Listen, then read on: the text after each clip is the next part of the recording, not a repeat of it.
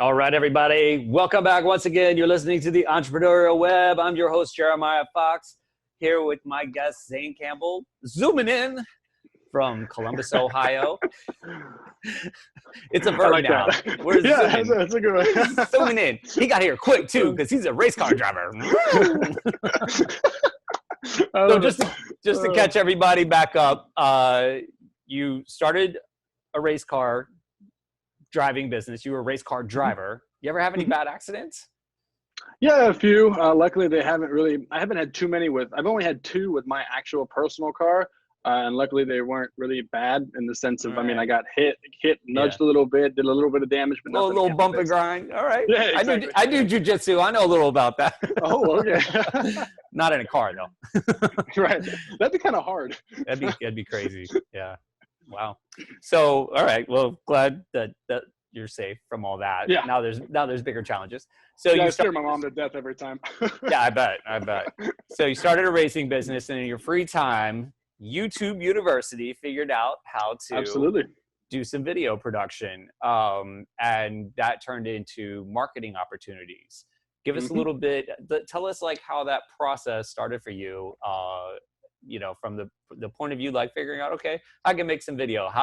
Did you go out and seek clients, or were people like, wow, this is really good. You did a good job of that. Can you do something like that for me? What was the scenario like? Yeah, so basically the whole thing that started everything, I kind of forgot to mention in the last segment, was happiness over money.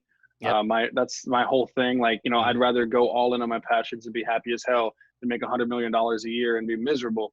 So this I knew was something that I wanted to do. So upon doing this video work, I had no idea how it was going to go. But one thing that I've always remained true to is the process, the process of putting in the work and trusting the results. And that's why I have this tattoo here, trust the process. Nice. Because that's my daily reminder to myself. So pretty much once I started to get good at it, I just started to literally make YouTube content with everything I did. Racing, of course, I was traveling a ton.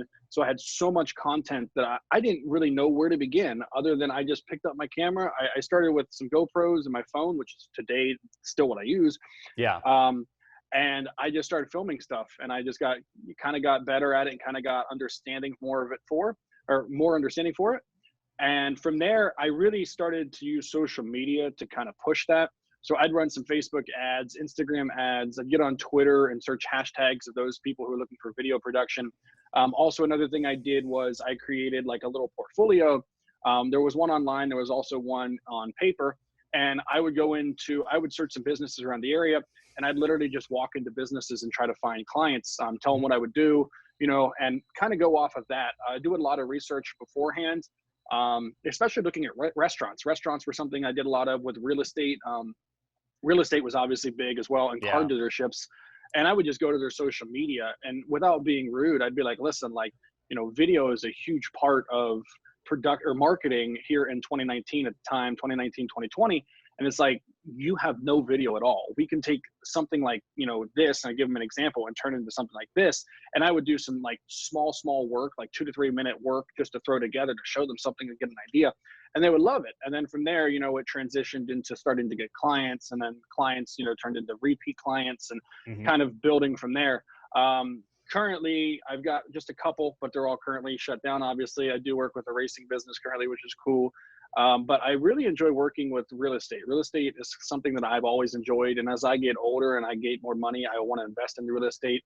Yeah. So that's something that I was really passionate about, was working with real estate people, and I had an opportunity last year to be able to go to Beverly Hills and shoot a $50 million mansion, which was featured on $1 Million Listing. Whoa. And that was an insane event. They had a massive party, celebrities, movie stars, everybody. I mean, it's across the street from P. Diddy's house. You had Justin Bieber down the street. You had the Playboy Mansion across the street there.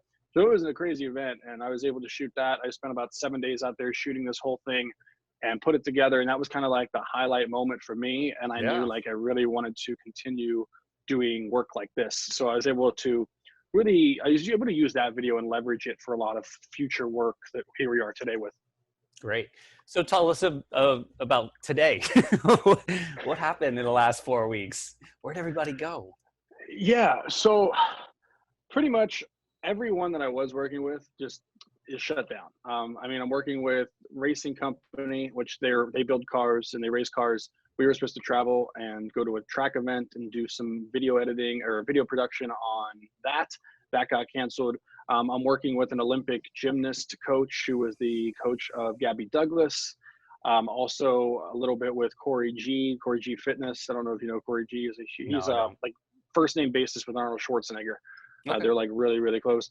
But literally since everything's been shut down, they're unable to do anything. And with the whole social distancing, you know, it's best just take a back seat to everything, wait till it finishes up.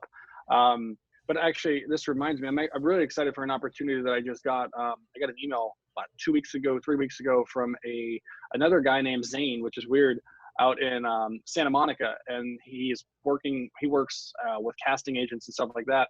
And they wanted to feature me in a documentary coming up, which of course, everything was set up good to go. And then COVID happened. So like they're delaying it.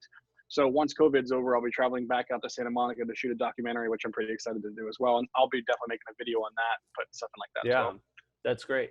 So I was going to actually mention that, like, now it seems like a good time to self-promote, like really go hard on personal brand, because you want to keep your skills sharp, and just create awareness. Like at the restaurant, you know, sales are so down. It's just like we're dangling by a thread.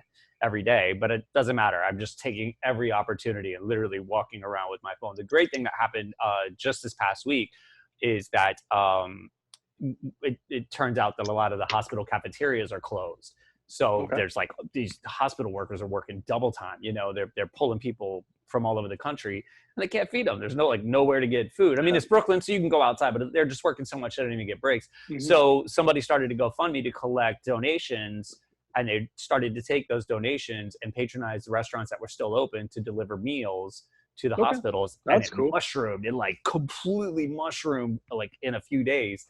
So some opportunities like that have come up in my restaurant. We delivered just Monday, Tuesday, and Wednesday. We delivered 325 lunches to hospitals right here. Awesome. Congratulations. And you know, we get paid for it. It's not like what we're used to, but it doesn't matter. It's money. And we were like, yes. And it felt good too. But I just documented the whole thing. Like I made TikToks and I did like all kinds of, just on my phone, you know, and I felt like, you know, we can't do what we normally did, you know, in terms of our promotions. And I pretty much have overseen all of that thus far. It's just been me kind of doing the social media for all the businesses. And same with me. I had just like 9 months ago, I didn't know anything about how to make a video, you know. I had like an iPhone 7, just like cracked, and like, you know, and I have a few friends. Use what you have.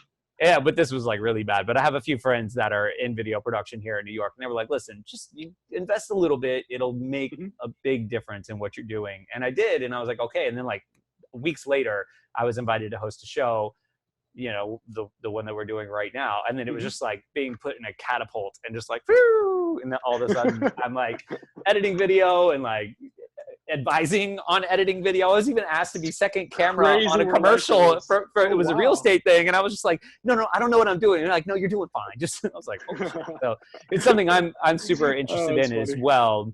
You know, something that the lady that was on at the first portion, she's like actually starting a digital media company. It's something I've thought about recently, like, oh, this might be a good move. And you know, now just offering some advice to other people, because it seems like everybody's an overnight video sensation right now, right? Like everybody's stuck at home and they're just like, well, we got to do this. So before we wrap up, can you give maybe a couple tips that you picked up, especially coming, like she actually studied film, but you're more like me and just like kind of figured it out on your own. Just a couple tips that really helped you in your content production that you found valuable over the last year or so. Yeah, sure. I mean, I think ultimately, as cliche as it is, I think the most important thing is you just got to do it. Practice. And especially when it comes to being on camera, you know, a lot of people are camera shy. A lot of people hate to talk to the camera. Luckily, that's something that I've always been good at. I mean, I don't really even think about it. I don't know how. Yeah, I don't know how really you can get better at it other than just keep practicing. And, you know, shoot anything. It doesn't matter. You don't have to have, you know, a specific shoot to, you know, you don't have to have this Hollywood shoot to go out and do. Yeah. Just, you know, walk outside. Like the other day, I was so bored. I literally made a video of me walking to the mailbox because I can. Yeah. And just, you know, shoot. And people, one of the things that I found is people will love you for you. You know, be authentic, be truthful. be exactly who you want to be, and people will, you know, come to you because they like you as a person, not because you're trying to act like somebody else. So I think at the end of the day, as long as you are being true to yourself, being authentic, opening up about what's going on in your life, but yet putting in the work and the time to be able to shoot whatever it is and just keep editing and editing and editing and editing. And there's a lot of times when I would shoot, you know, 5-6 hours of video, and I'd make like 5 separate videos, all with the same footage, just so I could learn different editing processes. So I think, you know, at the end of the day, that's kind of what it comes down to. Awesome. That's fantastic, man. I couldn't have asked for more. You really did a great job. Bang that one out.